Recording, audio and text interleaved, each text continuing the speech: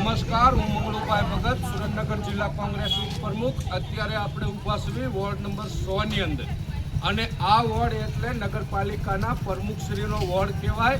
અને આ વોર્ડની અંદર મને 10-12 બહેનોએ બોલાવ્યો અને અત્યારે હું આવ્યો છું।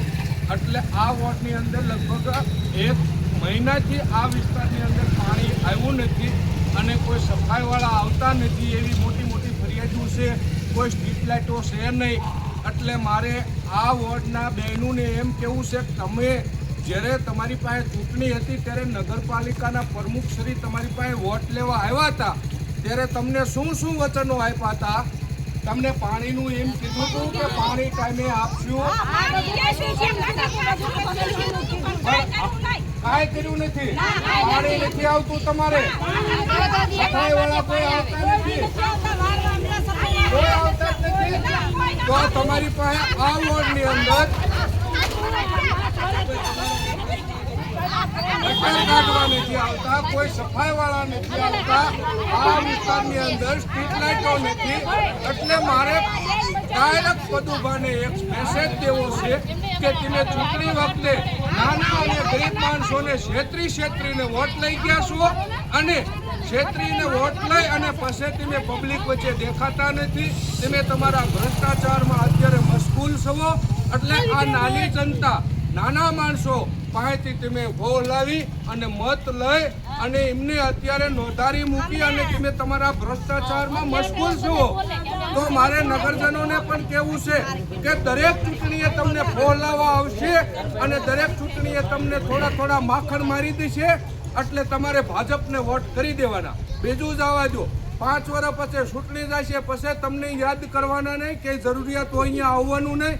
તો મારે નગરપાલિકાના સભ્યો 25 ને કહું છું કે તમારા વોર્ડની અંદર તમારી જનતાએ તમને ચૂંટીને મોકલ્યા છે, અને અહીંયા કોઈ સફાઈવાળો નહીં, કોઈ સ્ટ્રીટ લાઇટ એક પણ ટાઈમે થતી ન હોય, દિવસે થતી હોય, રાતે બંધ થતી હોય, તો તમે વોટ લીધા હોય એટલે આજીવન એના આભારી રહ્યો છો।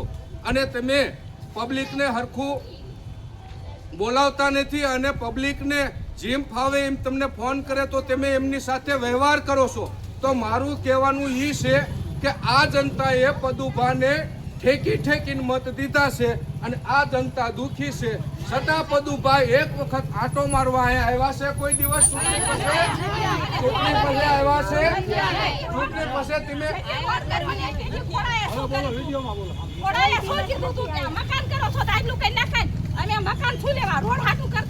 સવાલ જ એટલે ખોડાભાઈ પણ આ બાંધકામ સમિતિના ચેરમેન શ્રી આ વોર્ડના સભ્યોમાંથી ચૂંટાયેલા છે।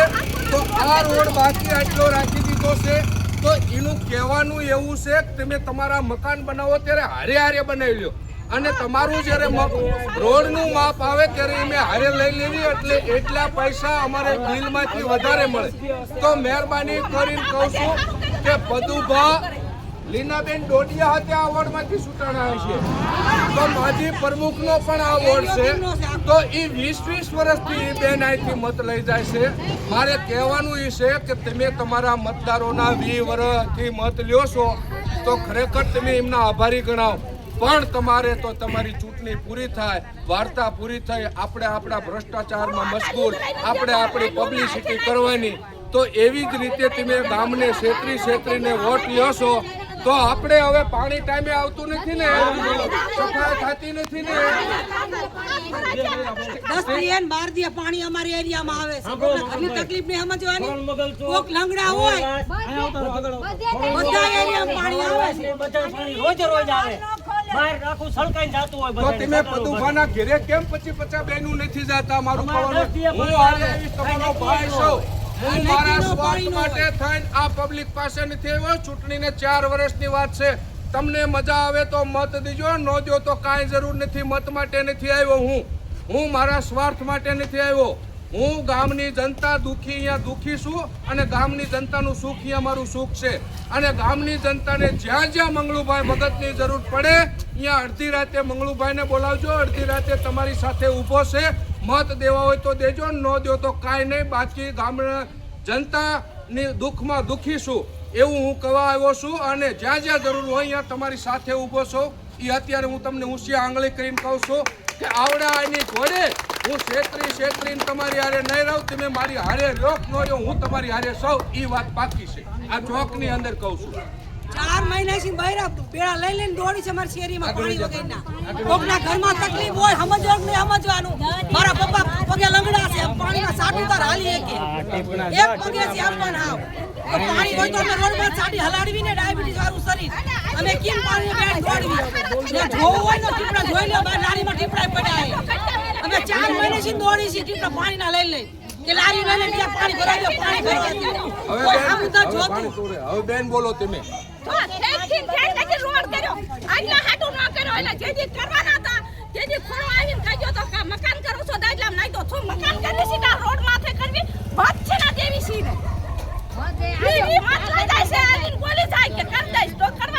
હવે મત દીશો ઈવડાઈને તમે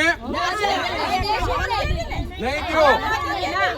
અમારે તેથી હવે દાદા નીકળ્યા એક જ લાઈટ ત્યાં છે બધા હે દાદા નીકળ્યા મારે મે પકડાવવા બોલાવજો તમારું કામ તમે તમારા ભાઈને ભૂલીને બીજે જાવ પર દુખી ન થાઓ.